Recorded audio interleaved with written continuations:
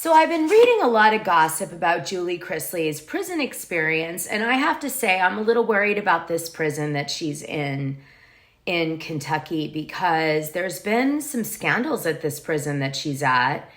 And also she's in a satellite prison, a satellite federal prison, which worries me a little bit because they don't have that many recreational activities or jobs. So she's really in not an ideal prison. So I want to share some things with you today. One, of course, I want to play you some highlights from her last podcast episode that she did before she went to prison. Two, I want to discuss the scandal at her prison and some of the issues with her prison that I'm aware of. And three, I want to talk about her daughter a little bit and her interaction with her daughter before she left. So this is going to be a very different video than probably you guys expected, with very different content than what you've seen generally. And I do, by the way, try to do that on my channel. So I go out of my way to say, well, everybody said this. Let me go find the thing that nobody said. Anyway, on that note, like, subscribe, hit the notification button. We've launched hoodies. Let me just show you one to remind you, because you know, it's really important. I need that $10. Hold on, Here's one. There's multiple colors. You can click on the link in the description to get to it, or you can do represent.com and just search for Dishing Drama Dana, okay? Julie Chrisley is at a prison called the Federal Medical Center, and it's in Lexington, Kentucky. She was originally supposed to go to Florida like Todd Chrisley ended up doing, but she ended up in Kentucky for some reason. Potentially it has to do with the fact that she did have breast cancer. And as a result of that, they need her close to a medical facility that might have specific equipment so that they can give her regular checkups, I would imagine, mammograms, etc., that she's going to be okay. I hope, anyway, that that is the reason that she has been switched to this prison. This prison, she is not in the main prison, which is the medical center. They may have checked her in there, but they are moving her to the satellite prison that's on the same premises. Oddly, there's a main federal prison and then a satellite federal prison. Here's the sign as you enter Julie's prison. No photographs will be allowed beyond this point without written approval of the, I'm sure it says prison. No personal weapons allowed beyond this point. Here's a satellite view of the prison campus, the entire prison, because remember, it's a main and then a small little offshoot prison next to it. This is an example of one of the cells in the medical center, which is the main prison. Now, Julie's satellite prison next door will have a dormitory setting with these types of beds and then a bathroom in the back. It'll be much bigger, not just two beds. But the main medical center prison, this is actually a picture of their cells. Okay, so Julie's prison has 1,950 inmates in the main facility and 330 in the prison camp, which is the satellite facility she'll eventually be at. By now, you guys have probably heard in the other tabloids them talk about the main prison being for people that are sick or that have drug issues, drug addictions. Few things you should know about federal satellite prisons. Number one, they don't have a lot of recreational activities or things to do, which can make the inmates depressed. Number two, they don't have perimeter fences and they have less officers. Number three, most of the people that work at satellite prisons end up working in the main prison for their thing they do. And in her case, that would be working at this rehab/medical facility of inmates. But I have two other concerns about this particular prison, which is that when the pandemic happened, this prison was ill prepared. Their officers didn't have proper protection provided by the state of Kentucky. They had to wear garbage bags around the inmates. They didn't have enough soap. Inmates were ripping the soap dishes off the wall and trying to get remaining soap on their hands to wash. They had a large amount of the inmates come down with COVID and some died. I'm not suggesting that that is what's going to happen now because the pandemic seems to be in the rearview mirror, but not a great, it doesn't sound like that prison really planned well considering it's a medical facility. Just saying, right? You're a medical-oriented facility and you're the prison that has the big pandemic issue with lack of hygiene. And if it seems like I might be using Julie Chrisley to call out this prison, so maybe they'll step up the game, it's possible I'm doing that. That might be a thing I'm trying to do here. Because I'm all for punishment for people that do crimes, but I'm also about a proper environment for reform where people come out not dead, not raped, and not, another, worse than when they went in, which was kind of the whole purpose. So I'm going to get that out, right? So now I want to say that there was a huge scandal in this prison that blew my mind. This is a press release that was released by the U.S. Attorney Office, Eastern District of Kentucky, about this particular prison. It was released on July 29, 2021. And it says 2 former Federal Medical Center correctional officers indicted for civil rights violation, including sexual abuse of inmates. Now, Julie is a woman who's about 50 years old, but I don't think it matters much when there's a predator around. Your age, even your looks, nothing matters. They're predators. They just want to look to exploit and hurt people in vulnerable positions, and this is no different. So, Lexington, Kentucky, in separate indictments, 2 former correctional officers who work for the Bureau of Prisons Federal Medical Center in Lexington have been indicted for federal civil rights and sexual abuse violations. A federal grand jury sitting in Lexington returned an indictment charging Christopher Brian Goodwin, 45, one count of deprivation of rights under color of law, 1 count of aggravated sexual abuse by force, 7 counts of abusive sexual contact, 3 counts of sexual abuse of a ward, and 1 count of providing a prohibited object to an inmate. It says Goodwin's indictment alleges that on several occasions between 2019 and September 2019, he engaged in sexual conduct with 4 inmates in BOP's custody. The indictment alleges that on at least one of these occasions, he sexually abused an inmate by using a threat that if the victim did not comply, they would be subjected to death, bodily injury, or kidnapping. Goodwin is also alleged to have provided cigarettes to an inmate. In a separate indictment, Hosea Lee Jr., 42, was charged with 2 counts of deprivation of rights under color of law.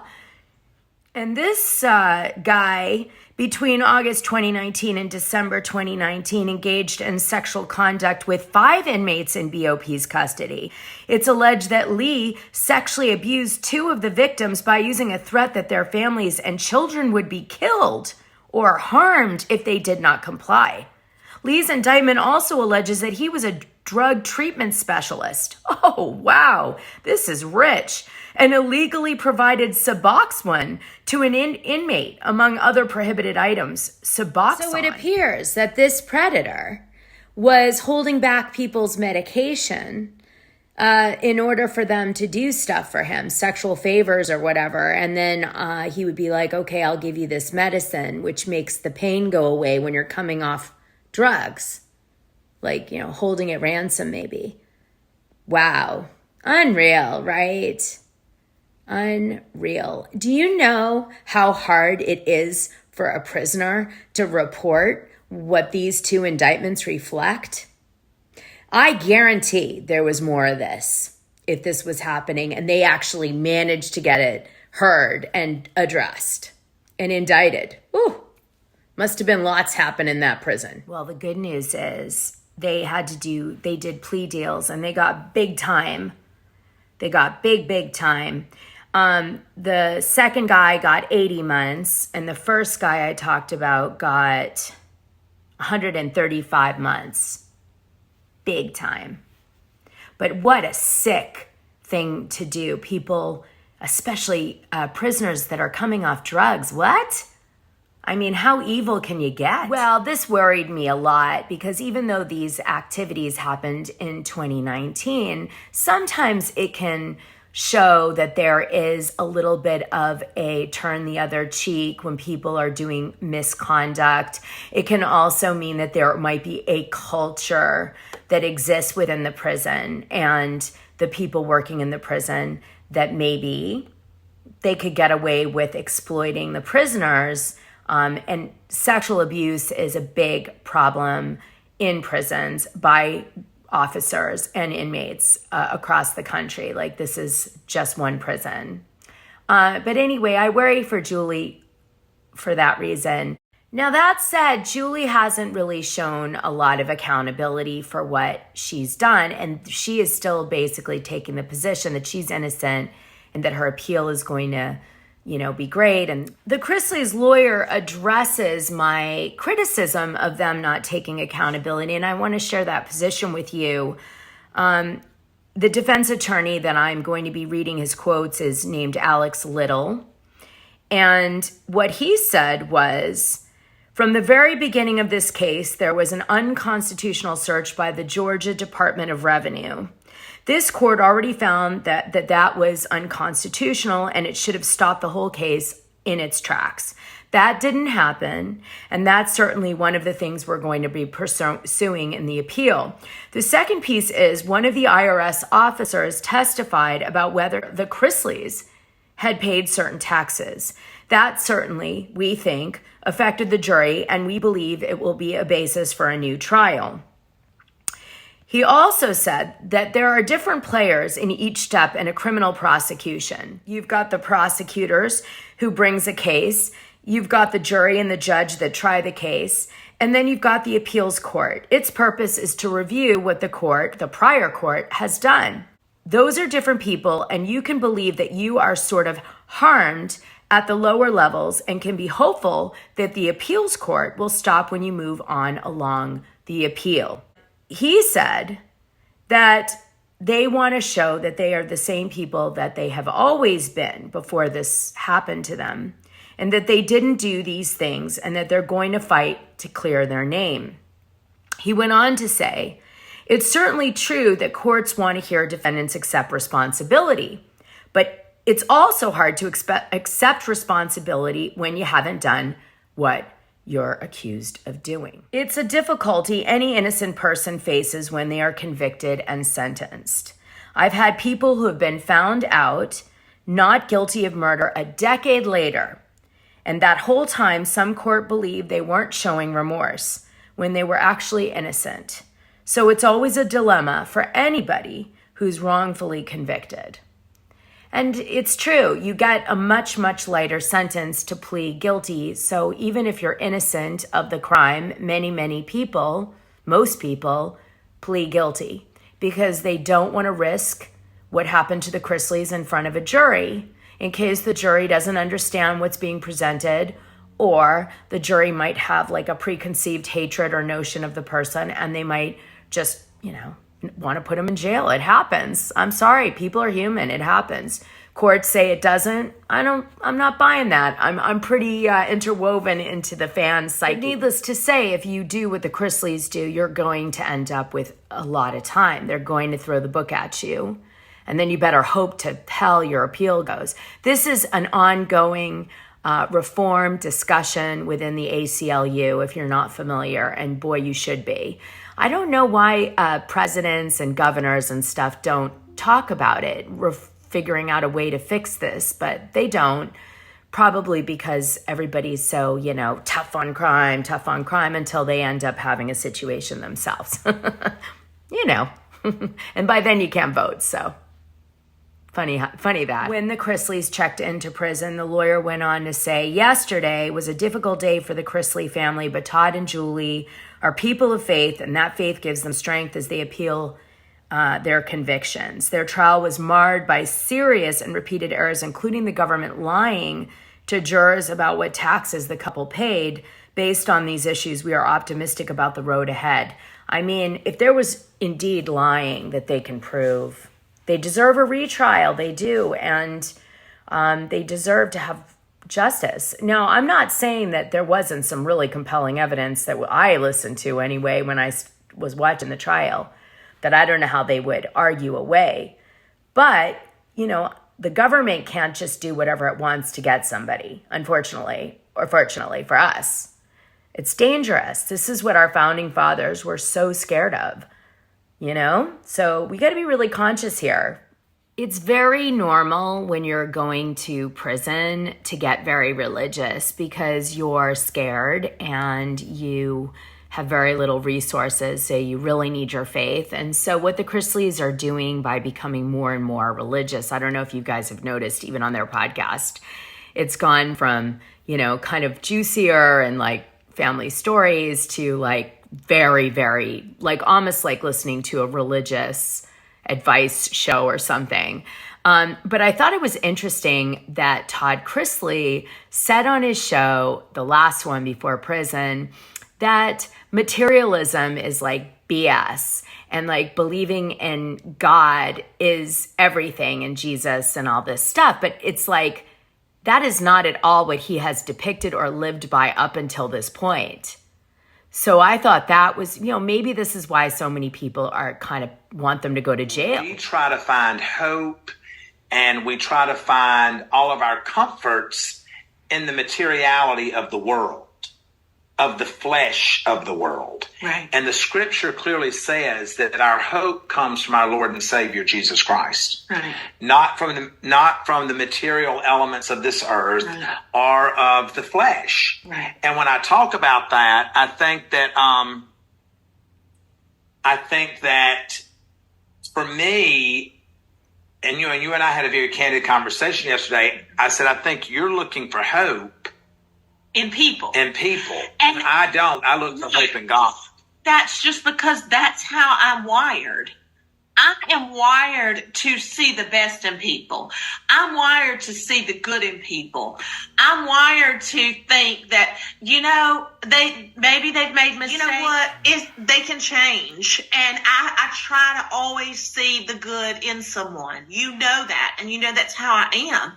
And even though time and time again I'm disappointed and people make decisions that are like, I knew they were going to do that, or you say you knew they were going to do that, there's still a part of me that holds out for the good. And I think that is where it bites me in the butt sometimes. Okay, so when you do the deep dive in the Chrisley case, you know that Julie was actually pretty instrumental in a lot of the businesses. She comes off as like she's just this mom in the South, really religious and kind of out of touch. She's not. When you really dig into the case, she's a businesswoman and she knew exactly things that were happening and how they were happening. Now, good or bad, illegal or not, I'm not here to comment on that. She has they're working on a retrial. Their previous jury found them guilty. I'm going to leave it there. But she's no, Southern belle that knows, she's like clueless, okay? This is an act. And maybe this is why the fans, even if you're not guilty, let's say, of all the stuff they're saying, you're not being honest about who you really are. I can tell you, I don't set out to ever do the wrong thing. Do I do the wrong thing sometimes? We all make mistakes. Well, I do. I think we all make mistakes. I don't set out to do the wrong thing, but I do wrong things. Right. I mean, like when I go after people that I think are just trashy and acting trashy and having trashy conduct that come after us, then I want to out them. Right. And I know that's not God's way because God says that revenge is mine, saith the Lord. And he'll take care of those people. Yes. And kind of a weird conversation because we could argue that God did take care of it. And that's why you're going to jail for like 18 years. I don't know if I'd be having this conversation. Why? It's so weird. Now listen to this. What makes him feel better about going into prison for a long period of time is that there are people in worse predicaments than he is. I mean, is that really where you should be deriving your I feel better about the situation from? Kind of selfish. Right now, during this podcast, at this moment that I say this, there are so many more people that are facing far worse than what we're facing. And I think that that's why I'm in a better place with it. because I know that this is not my final destination. I know that this may be my future for a minute, but I also have faith that the judicial system is going to turn it around. I also have faith that the appellate court is going to see this for what it is. And, we've intentionally not talked about the case because we've been asked not to. We're going to let our attorneys do the speaking on that. And I think that, Alex Little plans on doing interviews, I think, starting next week. And that's what, that's just kind of where things are. Now, Chrisley went on his show and he's got a lot of reviews, 6,500 reviews, a 4.7 score on Apple Podcasts, which means that there's a lot of religious people that really support the Chrisleys, just saying. He said that to please not petition the judge or to write emails because I guess the judge was inundated with his fans saying don't put them in jail and the system is wrong and they're innocent and all this stuff.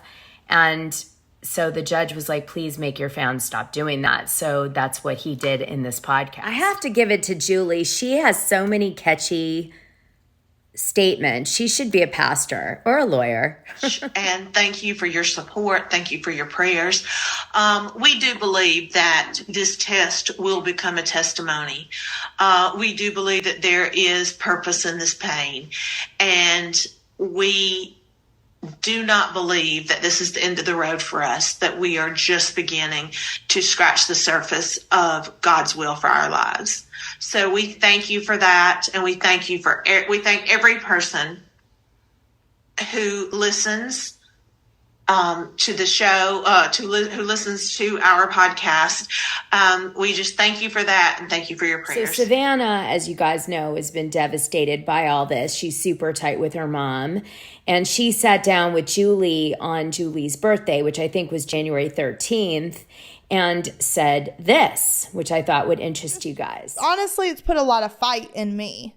Right. So that's kind of what I've gained from it, is that what has happened is not okay.